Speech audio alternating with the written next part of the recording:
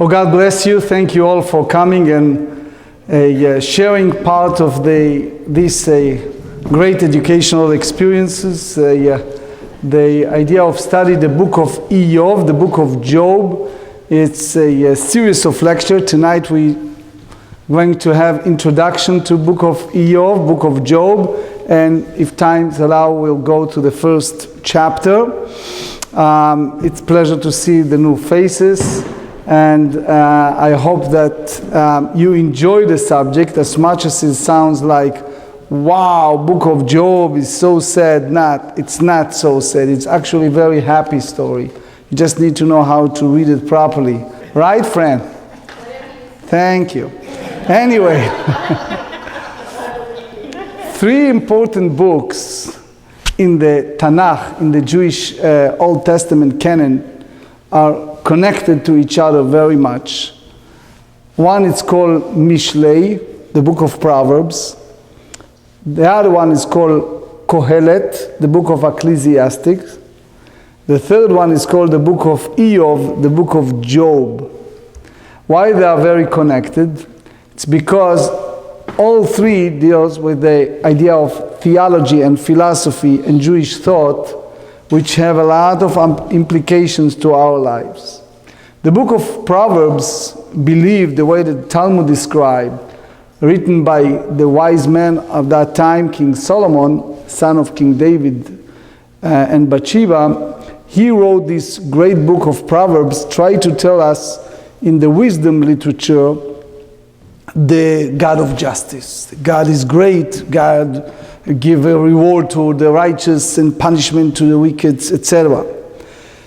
And if you read the entire book of Mishlei, the book of Proverbs, you think of God the way that I believe that many of you, maybe all of you, learn in your early childhood, which is God is in heaven and is great and is doing everything right, and the whole world is a world of justice.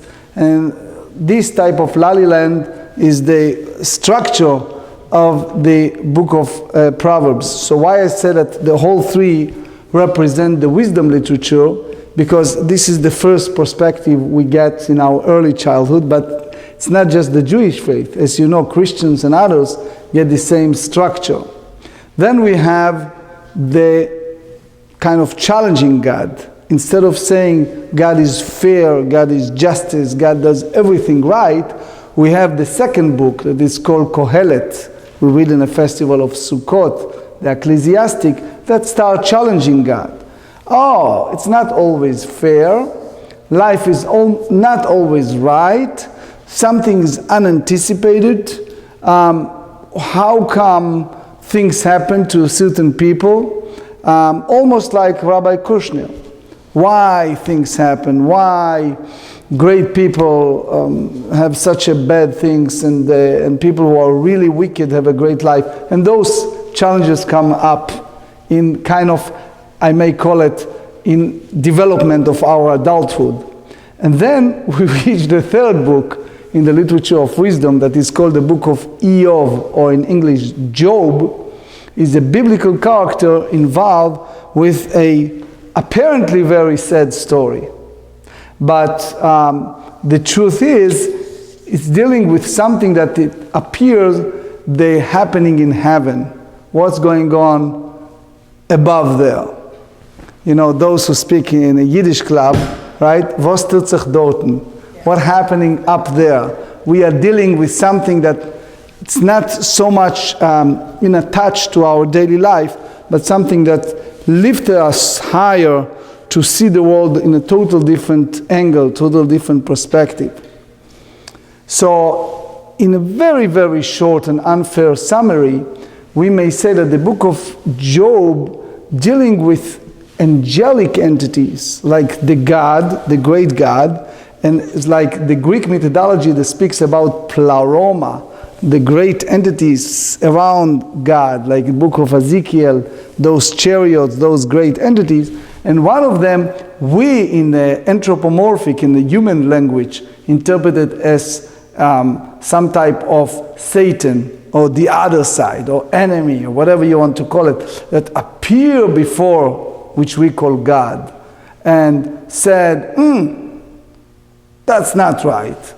Let's test. Let's see if this is right. Meaning, the scenario, it's a man that is healthy and wealthy, have family, have wife and children and prosperity and everything that one wish materialistically, spiritually, and bless God and that does everything right.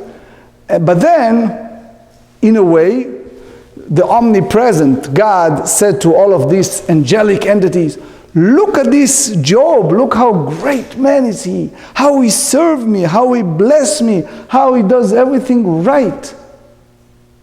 And then this Satan, this enemy, this evil entity comes in and he says, wait a second, you believe that he does all of that right because he's really a righteous man and because he's really man of God. I challenge that. I want to test him to see if he behave the same way if things turn around just the other way. Let's see what's going to happen. And this is fascinating study for so many religions and so many academic institutions. It's because now you're dealing with theology and philosophy, not just of Jewish thought, but in the world religion at large, or the world philosophy at large, which is understanding not only human interaction, human behavior, but soon you see the wisdom of God, in a way understanding God in our way of understanding God. So in that sense, God, which we call the entity in heaven, said to Satan, you know what? I give you the right. Go and put him on trial. And let's see what happened. But God told him there's certain status of limitations. You're not allowed to take away his life. Other than that, do whatever you want. So it's almost a dialogue between the loving God and a good God and God of justice and right, to the other side that also in a way created by God, which we call Satan or all kind of names.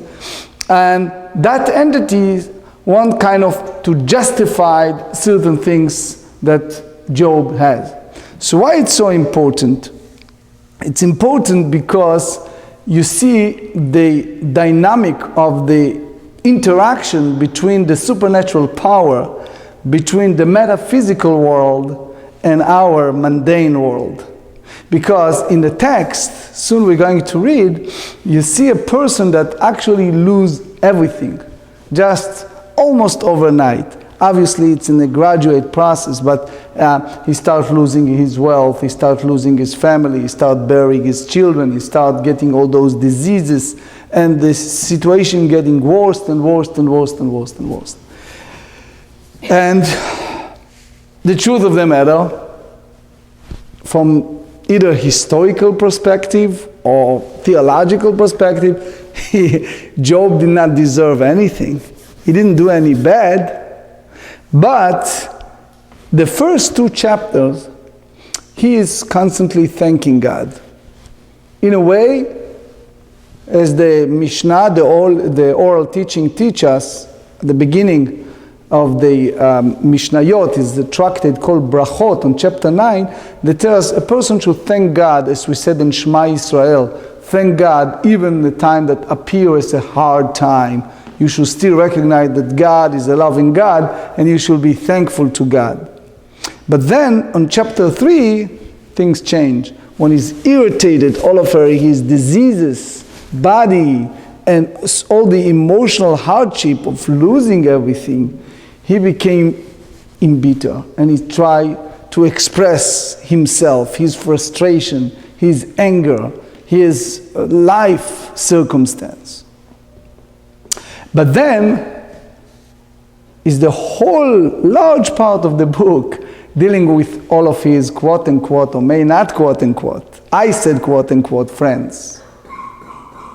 The text describes several friends that come to Job and try to comfort him, or try to console him in a way, saying, you know what, the first one, you did something bad, and it just happened to you because you did something wrong.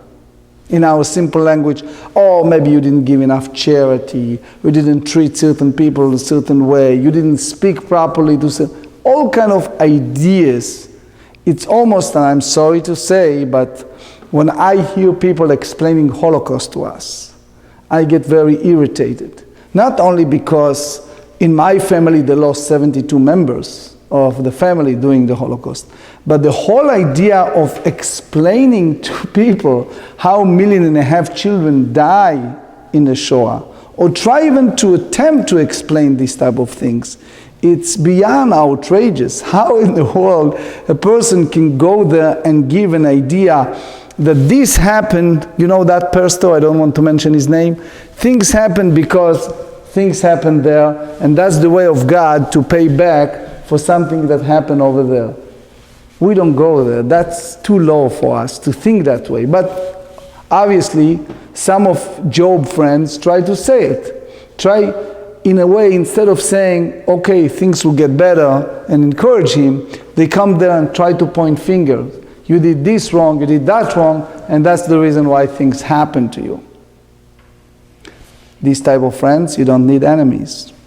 But there is another one that try to give other ideas. It's 34 chapters that goes back and forth with all kind of ideas why it happens. What's the real reason why it happens?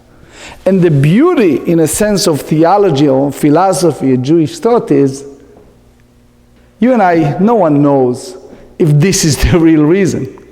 Because one of the idea in the book is, you don't know the reason, so how dare you to try to tell me why things happen? You go to someone who, God forbid, had a cancer, and you try to explain to him or her that that happened because of something. Horrible. And there are people in our world that behave in this way, saying that, oh, it's because of certain sins. And Job argues with his friends, and he says, it can be, I didn't do that, I didn't do this, I didn't meant to do that, and it's like a dialogue between the friends, and Job try to justify or explain certain pattern of behavior of God. Eventually, Job come in and he demand, after the three friends obviously did not comfort him, he demanded strongly the omnipresent, the beloved God, to come and tell him what's going on. How come this happened to me? Why I reached this point? And fascinating enough, God appeared to him close to the end of the book. In a very uncanny, very strange, weird way. God appeared to him in a huge storms and kind of lightning, very kind of almost Hollywood way. And then what happened, God, again in our language, lifted him up and in a way like hugged him and took him to his heavenly spheres above. And he showed him the whole perception of the world in such a different way. And then and only then, Job comprehend part which we try to call God's wisdom.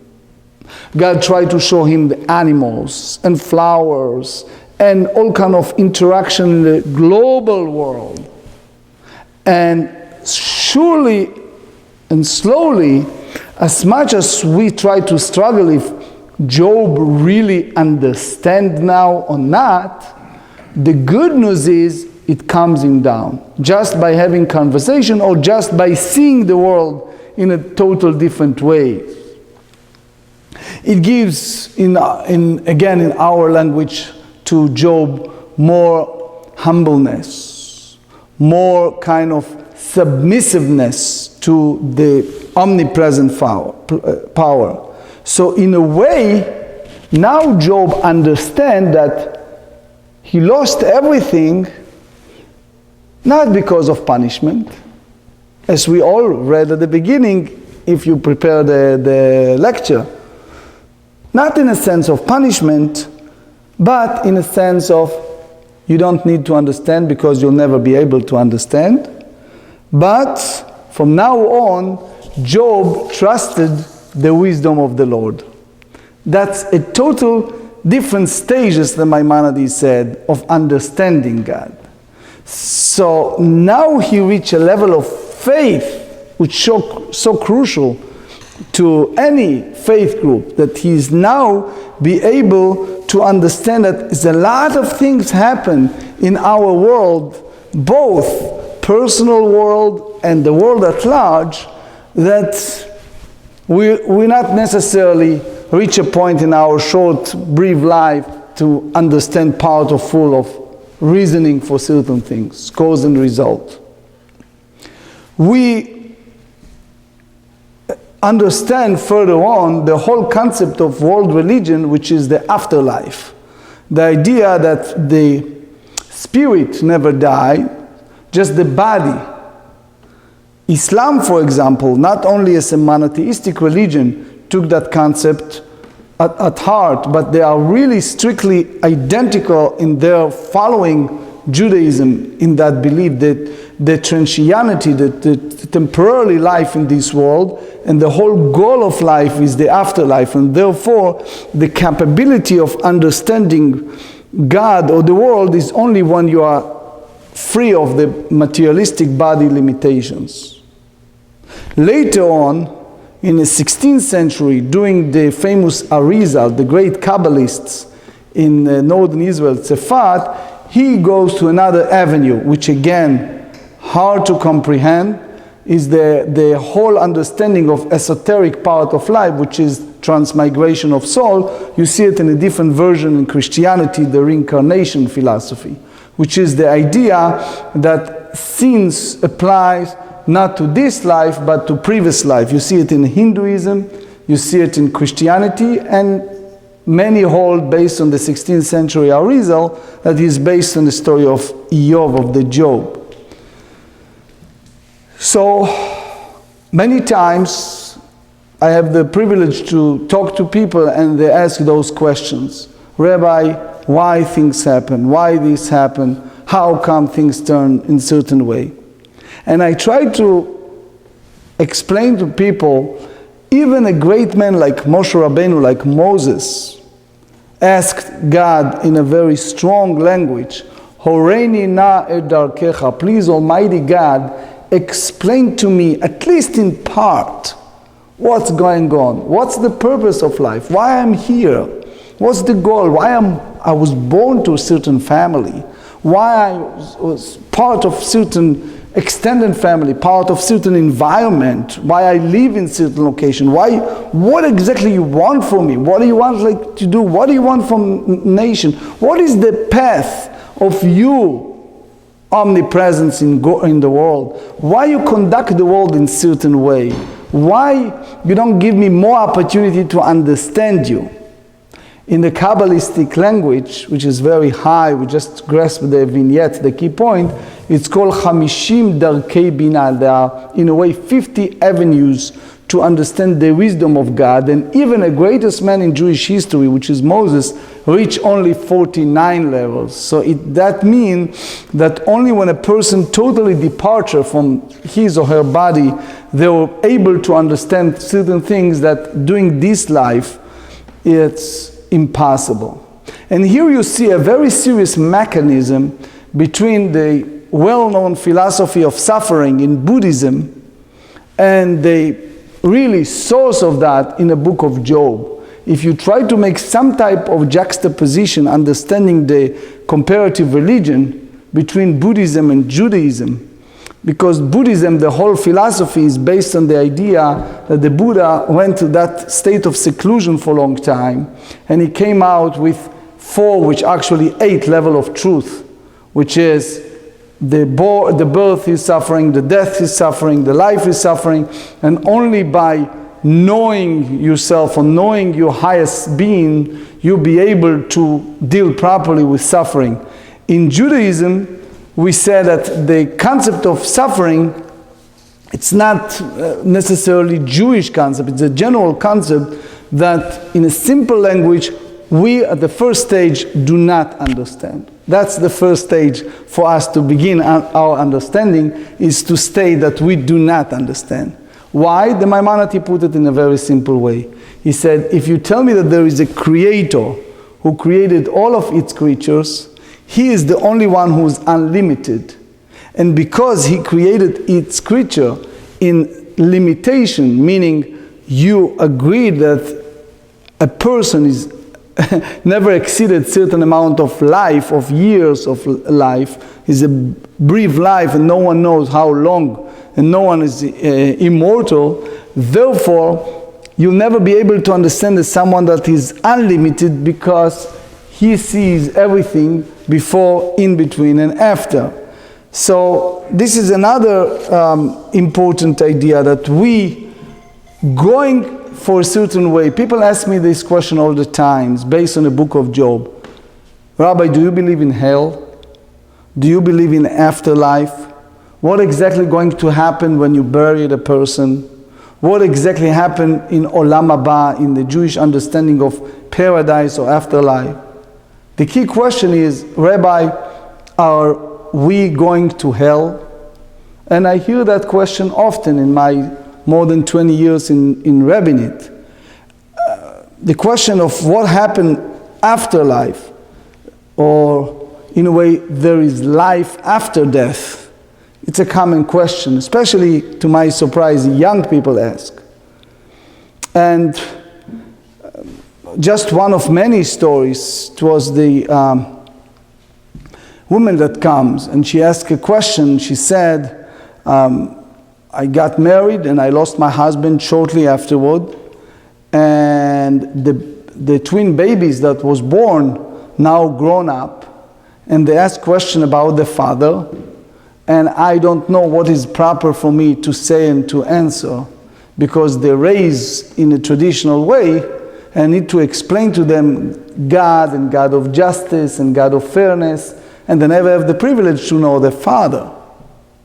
And she said, how do I explain to my children when they get soon to their bar mitzvahs, my twin sons, about saying Kaddish, about going to say Yizkor, when they never have the chance to know their father? So the truth is, the Talmud tells us 5 opinions of what happened after death. What exactly happened upon completion of burial. But here is the key point if we try to summarize it. Life, you can write it, life cannot die. That's the point. Whoever tells you that life has an end, they don't understand the theology of life. Life never dies. The soul, the living being, enter the body, which we call in our language, borrow certain time in the life within the form of a body, but then it's returned to that. So what we said in Ecclesiastic, or said before Yizkor, is the body came from dust and returned to dust. The soul, in that sense, came from the highest being, the highest godly place of the soul, and therefore it was just temporarily with the form of a body, but the spirit, the soul, never dies. And that's a crucial in Judaism, and you see other religions as well, the huge difference between the body and the soul, the departure. The body came from dust and returned to dust. That's the cycle of life. You read it in Hinduism and Buddhism and Confucianism a lot.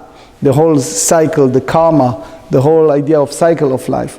Yet, when it's come to the soul, it's living soul. The soul never dies. I give you a small, again, vignette, small example.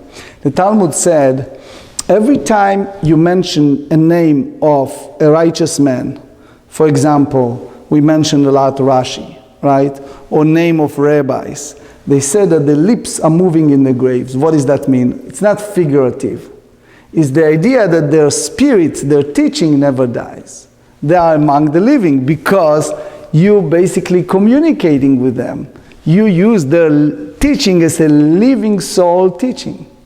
So just a small example of the idea in Judaism that the spirit, the soul, life cannot die. The soul, the living being, enter the body, they borrow life, and return to the world of the souls. So the question is, so what really lives on? What really happened? The truth is, we believe that you emotional, you memories, all of the you pain, all of you pleasure, this is always continues in that sense.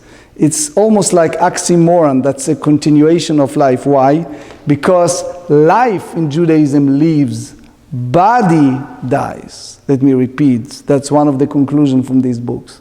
Life always lives, the spirit always connected, the body came from dust and returned from dust. So in short, apparently sometimes people, again, with different gradations, different level of faith, they challenge, they want to understand God, or they want to understand certain things in life, why it happens. But in a deep, deep level, the more you study, the more you understand that there is a creator, have a very deep message of love. But in order to understand God, you understand that there are reasons. So again, in the theology of religion, it's always a cause and a reason. Almost like you hear it from almost every preacher in the world. If you miss your train, you miss your plane, you miss your bus, it's for good. And how many times you hear a story, a person stand there and angry and curse the world why he missed his train, and God forbid it was a huge accident and everyone get killed or injured. And he was saved because he missed his plane or missed his train. Right? You hear this story all the times. So again, sometimes misfortune, it is the fortune. You just don't, you see it in a very small, narrow, myopic mind understanding of the very moment, while you don't have the capability to be out of that situation. As we're going to mention Viktor Frankl, the famous psychotherapist, that said that you're taking yourself out of a situation, can see the world from outside. It's a great book called Man in Search of Meaning from Viktor Frankl that speak about it, the capability of being out of the current circumstance and see the world in a total different perspective.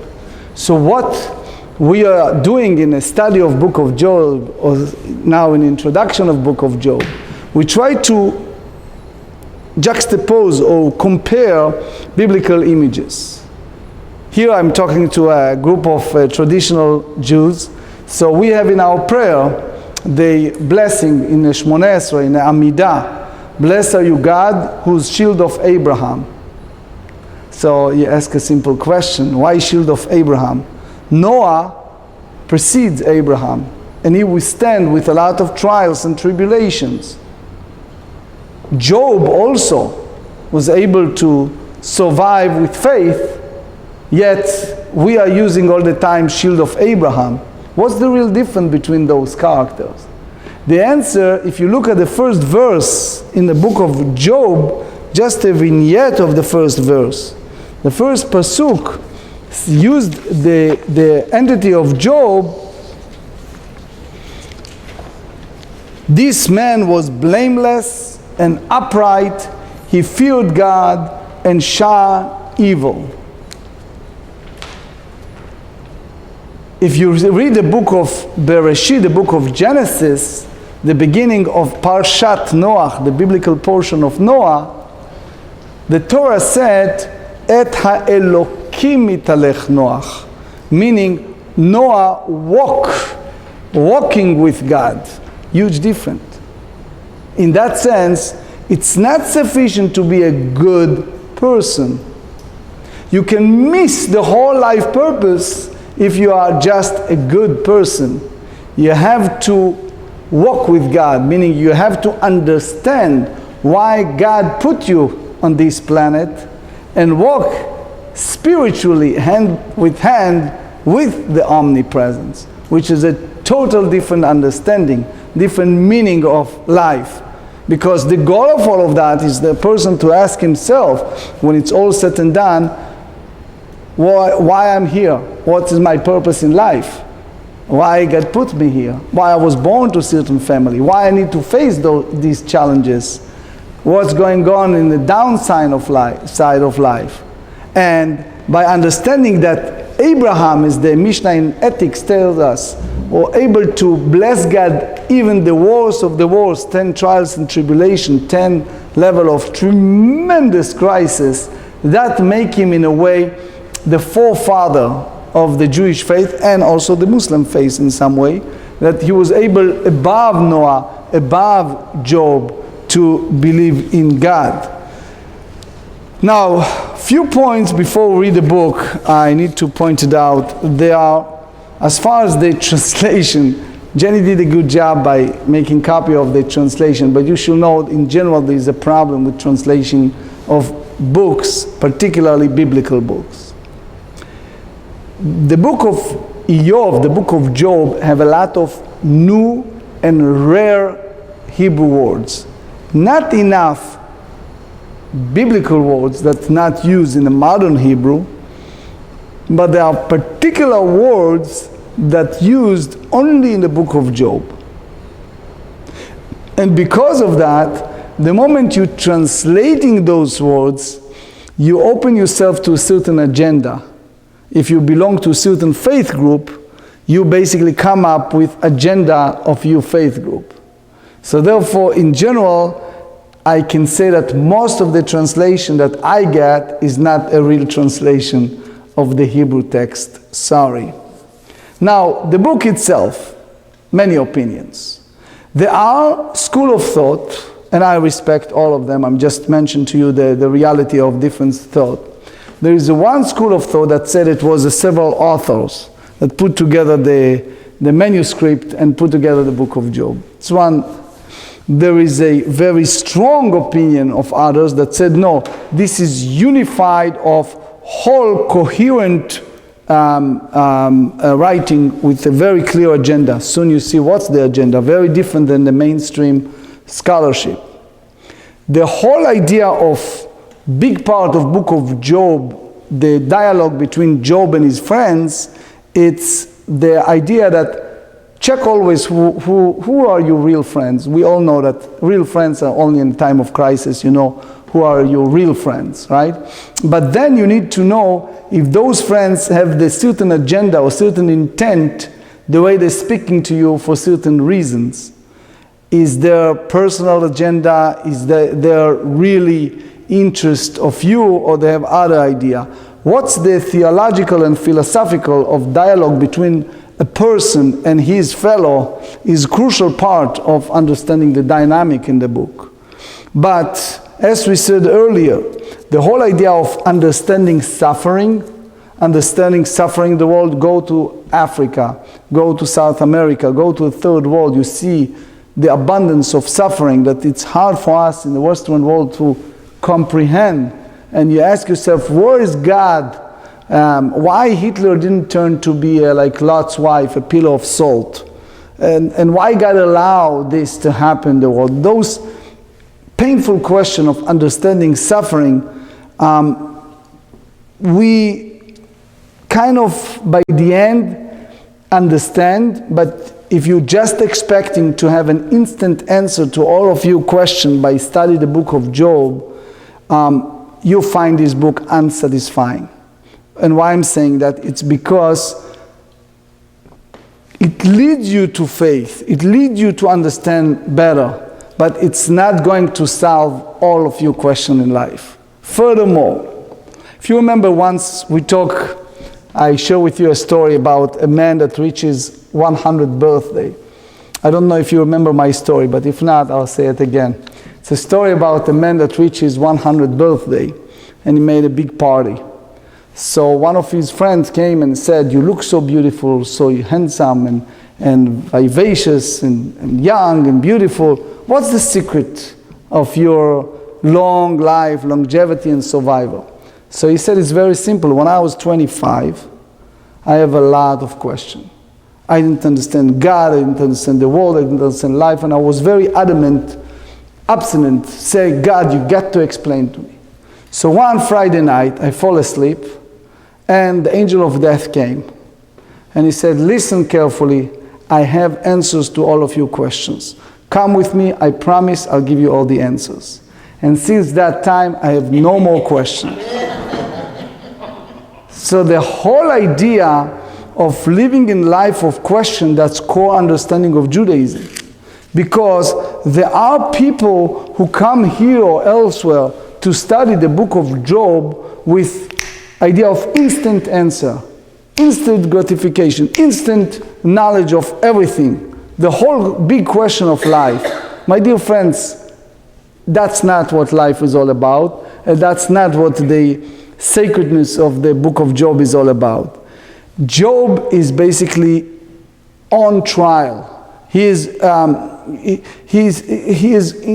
kind of feeling overwhelmed, but it doesn't mean that things happen because you did something wrong or because someone did something wrong.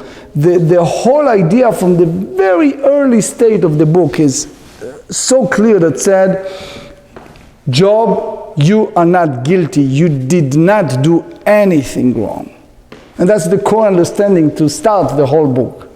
And just to know that it is some type of plaintiff in a civil case, meaning he is kind of trying to understand certain things. That's the whole idea of book of Job. The difference between what Job thinking that he has a trial, but he is not on trials. It's not that God is testing him.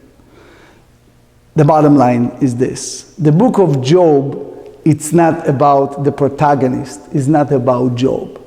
It's about God. And that's the fascinating part of the book of Job. Because by the end of all this long traveling of the book, it doesn't matter what you think about the protagonist, about Job, but what you think about God. That's the whole idea of the book. Because Job is not the role model for suffering. Job, unlike many Christian scholars, with all due respect, is to understand how to overcome suffering. No. You read the text in Leviticus or Deuteronomy how mothers ate the flesh of their children. Try to comprehend Holocaust. Try to comprehend tremendous suffering. It's beyond us. So to understand the character of Job, it's the book of wisdom about God. That's the whole idea. What does that mean? That sometimes we feel that that's the God of justice, that that's the right. And by the end, we're not so clear. Why is that? It's because when God approached to Job and brought him to his level, all of a sudden, God did not come with an apology. God did not come up with saying, let me explain to you so now you understand better. No. The only thing God did with him is he uplifted him and he gave him a chance to see the world from different perspective. And that was sufficient to calm him down. So the book does not defend by any means a God, does not defend the justice of the Lord, but instead defend the almighty wisdom. And now you understand why the whole idea of book of Job is a controversial if it happens or not even happen. There is an opinion that is just a biblical image, is just a name for us to understand God. There are others, great rabbis, that say that it's a name of a non-Jewish character, because the whole book is not only for the Jews. There are others who say that it was Moses, and others say that it was a real fellow Jew. It's all kind of idea, but that's not what's important. The bottom line, it's not about Job. It's not a justice book. It's not a book that tries to defend God's justice. It is a wisdom about defend the idea of God's world. We will not capable to get the full information. We, in a way, cannot vindicate or not vindicate God's actions in the world, because our capability the most is to know portion of the information. It's almost like saying in a court system, the judge only by the way that he or she understands the circumstantial evidence at that very moment. Later, if the case reopens and a new evidence come up, the verdict can be the other way around. meaning we as a limited creature of God are very limited. So therefore we are not capable to understand the justice or injustice in the world, because we will never be able to see the picture in full. So but the moment Job said God is a God of just, is like we said justice that God confirmed to it. So theologically speaking, God, in a sense, doesn't need to conform to any of his creature, because God is not the one who contains contingency upon a person. It's like God doesn't need to match himself to any request of any of its creature.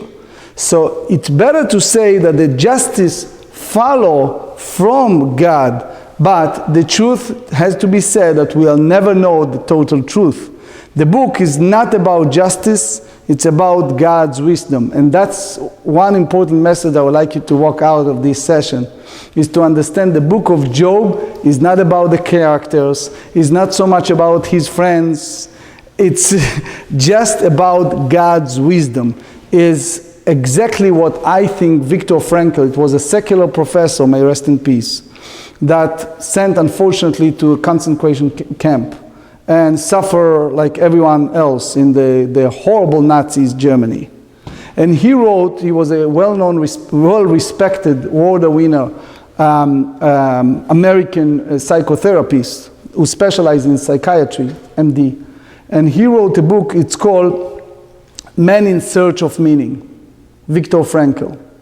And basically what in his psychoanalysis of the world, while he was in a concentration camp, he has said we have very little freedom.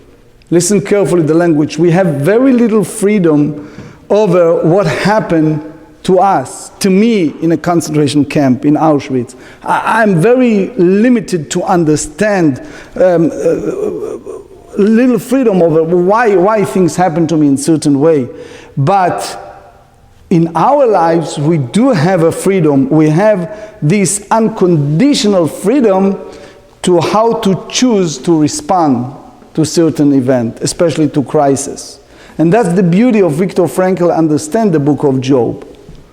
Because yes, we are very limited, we circumscribe to our life term and conditions, but we have the capability to respond properly, and eventually Job get it in the character at the very end of the book. Eventually he responds properly. And the whole idea of God re-granted him life and family and health and wealth is again nothing to do with bad or good deeds. It's again God's decision, which you and I do not understand.